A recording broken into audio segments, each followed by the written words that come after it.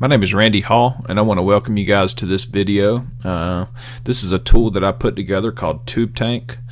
I put together this tool back in 2009 for a facility who was undergoing a LIS change, and they changed their laboratory information system. Actually, they changed their whole entire hospital information system over to a system over from Meditech to a system called HMS. And once they did that, the laboratory kind of misplaced their capabilities of storing their samples. In this particular hospital that I worked in, they really didn't store their samples in any kind of systematic fashion, as I'll explain to you here in a little bit. Primarily what they did was a small enough facility where they could just keep a number of different sample racks on their shelves and kind of look through those if they needed to add anything onto a sample, and it wouldn't take very long. But typically what I've seen in the facilities that I've worked in the past is most labs either undergo one of three different systems when it comes to storing and retrieving their samples.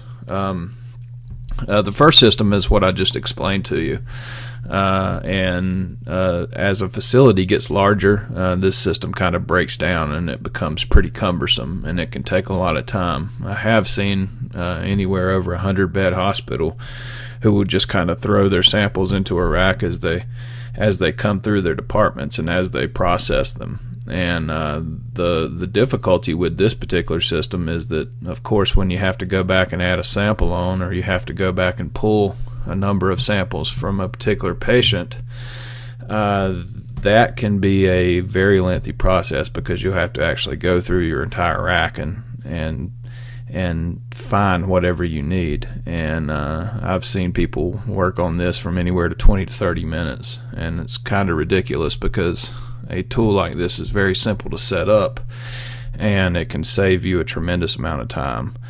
And I actually suggested that this hospital was actually kind of looking for suggestions to improve their troponin turnaround times, and I actually wanted to look outside of the box of something that was completely unrelated and suggest a tool like this. However, it was kind of difficult for the team to grasp kind of what I was saying, so I kind of like to keep these tools. If you looked at my earlier videos, I think you can see that I like to keep these tools as simplistic as I can. Very few functions, and very easy to learn, and this tool is no different than that. The second system that I've seen a lot of laboratories use is they will either file their tubes by the last letter, or the first letter, excuse me, of the patient's first name. Actually, I'm sorry, it's the first letter of the patient's last name, or they'll file the tube by the first number of the accession number, or the last number of the accession number. It's just some kind of, and that's just some kind of systematic fashion in that way. Now that is an easier process, of course, than just throwing a bunch of tubes in a rack and looking for them later. But it has its challenges as well, because once you have to find a patient, of course it's going to be easier to find because you have it filed in some type of systematic fashion. But in this particular system, you basically have to search through those samples just like you would before. And a lot of the times you don't utilize all of your rack space in these systems either, because you have people who've like, for instance, have a higher frequency of their last name starting with S than you do with, of course, their last name starting with J or whatever. And I actually worked in a facility where they would it was kind of funny, but they would actually take popsicle sticks and write the letters on those popsicle sticks and stick them in the rack for the next day. And as you might guess, that's okay. They were doing the best they could with what they had, and they didn't know that something like this was available to them. And they created some type of system, and I applaud them for that. But as you might guess, that's a little bit cumbersome. You know, it can take anywhere from 20 to 30 minutes to do that every night, and to gather everything and keep everything in an orderly fashion.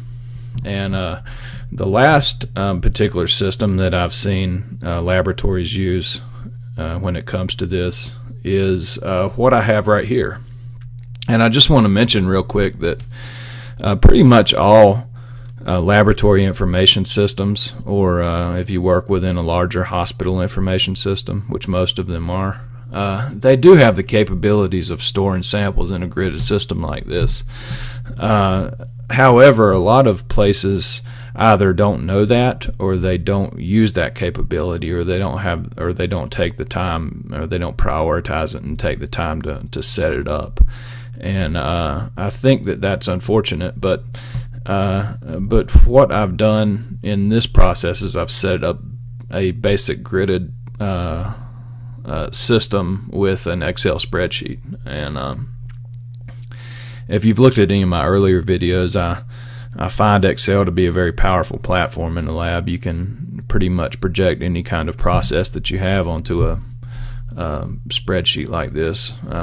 All hospitals have Microsoft Office, and they're just very useful tools, and you can on the fly kind of create your own applications, and that's what I did right here. And I did it because like I said, a lot of people don't realize that they do have that capability, and they put it to use, or they put that capability to use. This is a very simple tool to use, and you can find a sample instantly, as I'll show you. And I guess I kind of didn't explain that last system. Really all it is it's a gridded system, so we file samples by their session number, and they're just scanned into a rack as they're used or at a certain time, and then that session number is searched for within the grid of the rack, like it might be in position E8 right here, and or A1 or B4. So when we look for that sample, that cursor is just going to jump right to that accession number, and it's going to give us the samples that we need to find. This tool has literally two functions. It has a save function right here that we see up at top, and it has a find and select function. And let's walk through it and go through it and see how this works. Now, if you looked at, now I've put some session numbers in here, and as you can see, as I scroll down through my different racks here, I've put some more session numbers down here. This tool itself I developed in the laboratory that I worked in 2010 or 2011, I think it was. They use MISIS for their LIS system, and MISIS has a typical format of their session number as a code for the day that's in use. So this X right here is coded for Sunday, and then it has a unique identifying session number after that letter right there. So that's basically their format of a session number, and this particular session number kind of recirculates the next day, whereas a lot of LIS session numbers, they may recirculate every year or twice a year or something like that. But the MISIS session numbers kind of recirculate on a day-by-day basis. This letter right here is just the only one that changes. And in this particular lab, they basically recycled their samples every 3 days. Most labs recycle their samples every 7 days, and I think that that's required in a lot of states. Just in case you need to go back and add on tests from previous samples, and that's why you need a system like this in place, so you can do that in a very easy fashion. I really should say that there's actually a fourth kind of up and coming way of dealing with this, and it's real interesting. So I'll go ahead and explain it a little bit here. Before I go on, this system is there actually technology out there that can read what's called RFID chips right now, and before long I wouldn't be surprised if your lab has a tube system that would have an RFID reader within that tube system, which could capture all the samples accession numbers as they come through that tube system, and it can time and date stamp them when they're received in the lab. Now that's really interesting, and I would like to see how that process pans out. But I think that this is the next best thing to it, and this is the best kind of system that we can use overall right now as a gridded rack system. So this, like I said, this facility rotated their samples out every 3 days. So this Sunday sample might go to a Monday sample, and they would have those in the same rack. So having something like this was really useful in that matter too, because you could just go and dump the samples that you need to dump and leave the ones you need to leave. And it was real easy for them to do that. And basically what they did is they kept their small tubes in a series of sample racks that were, I think these are 12 by 18 racks. And then they had a rack for their ER extra tubes. I tried to convince this facility to put what's called a Z label on their ER extra tubes, because basically what they would do is most ERs kind of just use the registration label if they have any extra samples, and they throw that on the tube and they send it to the lab, and the lab don't do anything after that. But the problem with that is that you can't search it after that, because it really just has some kind of unique number of its own. And most laboratories, if not all of them, have their unique identifiers within their laboratory information system. And that could have been circumvented by selecting or just placing a label on these and keeping track of it that way. But really, they just kind of labeled, they just kind of threw those ER extra tubes in this rack. So really, this kind of has no functionality here when it pertained to that lab. But you might do something different in your lab with extra tubes to make them searchable as well. And also they had a series of, it looks like 12 by 10 racks right here, where they would keep all their large samples, like their large serum separator tubes or things like that. And these racks were actually white, but I just kind of made them green in here. And if you can look, I'll go to my hematology samples right here, and I made them purple. And I just make them that light color to correspond to the serum heparin tubes, or the green top tubes that we ideally use in chemistry, or the purple top tubes that we ideally use in hematology. They also stored their coagulation specimens, but I didn't actually put that in here. So as we go through it, you might can see where that kind of fits in as well. So I took all the racks in the lab that they would have in their refrigerator. I named those racks, and I 5S them. And what 5S is, it's a sorting system that was popularly coined by the Toyota production system, or lean processing. And basically it says that we want everything labeled, we want everything to have a home, we want everything sorted, and we want everything clean and distinguishable. And so we would 5S these racks. We would place this number right here, which we'll talk about here in a little bit. If you've seen my slide tank video, then you might know what this number means already, but if not, I'll explain it to you here. And we basically took a P-Touch labeler that we could print labels out on, and we would print those labels and stick them on the rack, and this number right here as well. And we would have this rack set up and gridded. So basically this sample rack looks just like it does on here on this virtual representation of it, except for it was white and this one's green, of course. And these are the accession numbers of the samples within the rack, and we'll go through that here in a second. So we 5S'd every single one of these racks. We created a virtual representation of them. Like in hematology, we would keep 3 12 by 18 racks right here, and then we would go on to the next day, and we would keep the same number of racks that we did on that first day here. in chemistry samples, and we would do the same for hematology, and then we'd go on to the third day and so forth. And that would keep all of our week's worth of samples in there, and we would rotate them out every 3 days in this lab. But like I said, you would probably end up rotating these racks out every 7 days in your lab, or in most labs' case. So let's go ahead and show you how this works here. I've set up what's called a conditional format in here. If you haven't seen my panel sprint video, that's a very useful video in setting up these programs, period. They're pretty simple to set up.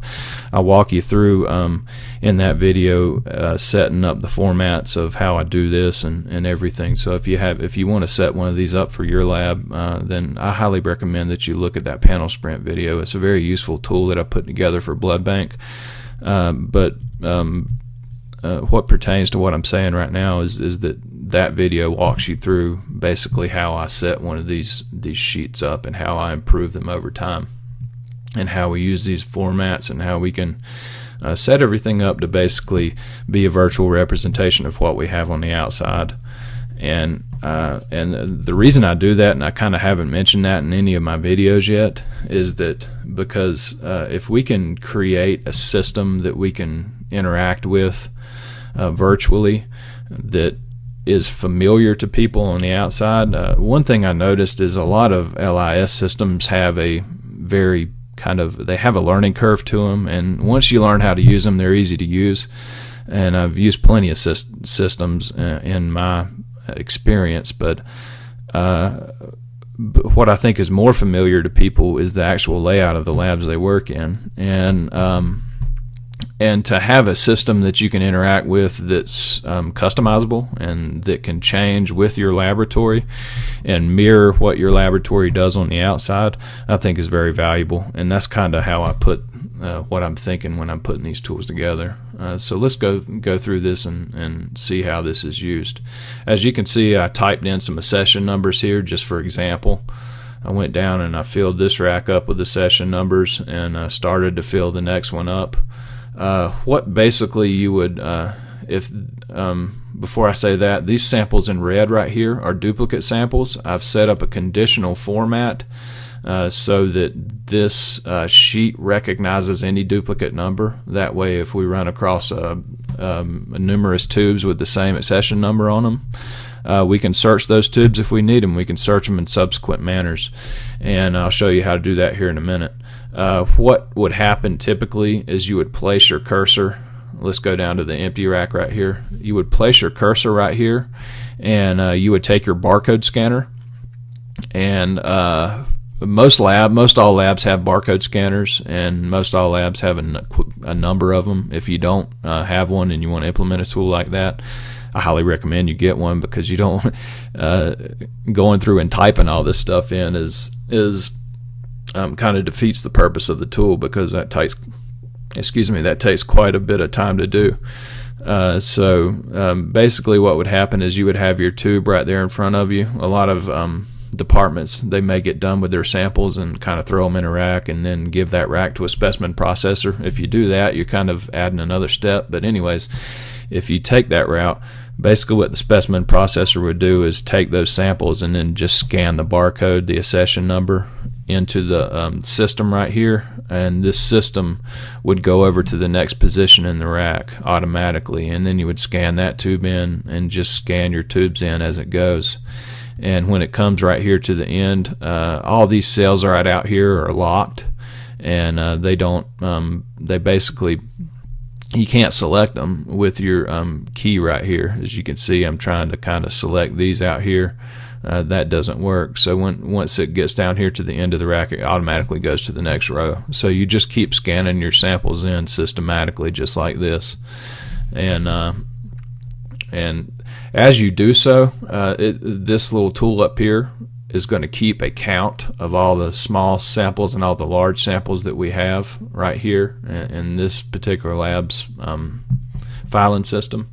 And they're going to keep they also have a sample rack for their send outs as well. So that's going to keep a count of all those send out tubes in there too. And you can get pretty detailed with this, and you can I suggest that whenever you empty your racks at the end of the day, you take a inventory of this number somewhere. You just jot it down somewhere. That way you can keep a pull system with your tubes going, and basically you can replace the tubes that you use and kind of keep an eye on the buffer of inventory that you have in excess, and kind of whittle that down as you can. That way you don't have to, that way there's not much waste on what you order and what you do. And a lot of facilities, they kind of have their ordering process separate than everything, but I kind of like to keep an eye on these numbers. That way we can create a pull system anywhere we can create it. And as you'll see in some of my later videos, get pretty unique about some of these pull systems that we can use for supplies in our labs.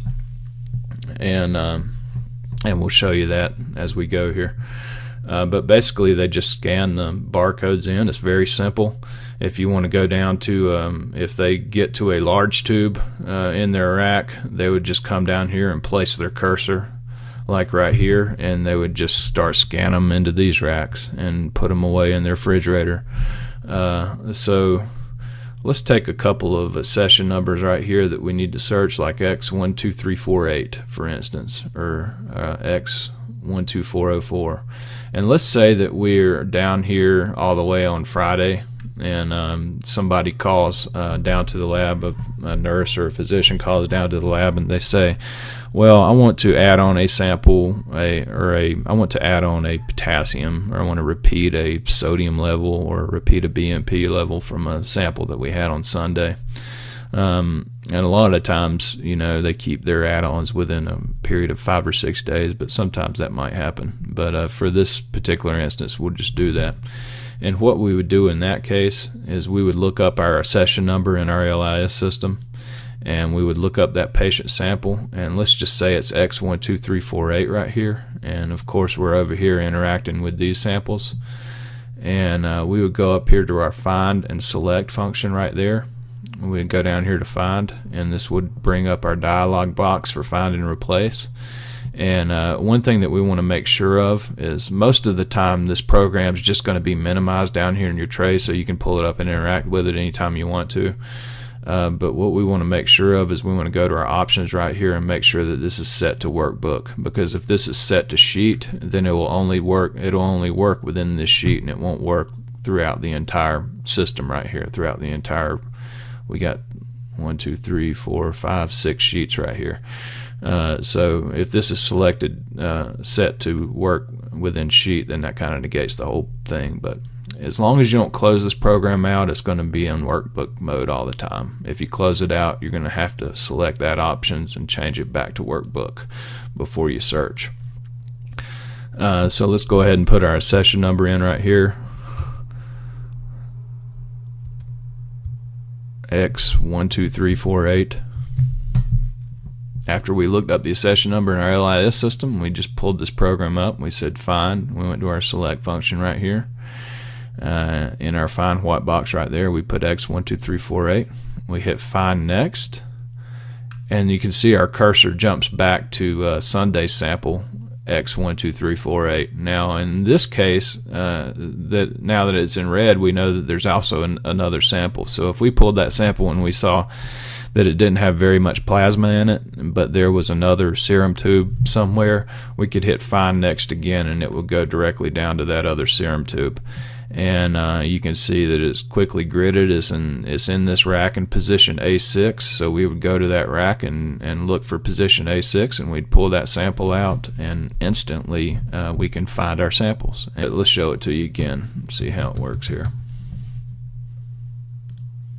Let's go over here to our hematology. I think I got some session numbers here in our hematology. Let's say that we're looking for a let's say we're down here somewhere interacting with this rack. We've already filled all 3 of these, or all 2 of these racks up during our morning run. And let's say that a physician calls down, or a nurse calls down to say they want to add on a reticulocyte count to John Doe from earlier this morning, who had a H&H at 3 a.m., let's say. And we look up our LIS system, and we see, okay, well, that particular session number for that patient would have been X15640. So we would go up here to our find, pull down and select find there. We would put in that accession number X15640, and we'd hit find next, and you can see that our cursor jumps right up there to our sample. We just go in our refrigerator and look for that particular 5S rack. It's rack number 22 right there, and we'd go to position F2 in our grid right there, and we'd pull that sample and go ahead and run our reticulocyte count. And as you might guess, that's a little bit quicker than going through an entire series of rack and trying to find that sample, or going through based on a patient's last name or based on an accession number and trying to find it. And it works very efficiently and very well.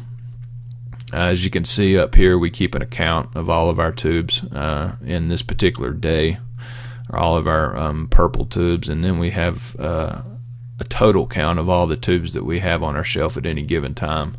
Now this particular hyperlink right here, whenever our specimen processor or our techs are scanning these samples into our racks here, they can go back and go to the chemistry part of this day and just do that pretty quickly, or they can go to the hematology. These hyperlinks are set to within the same day here.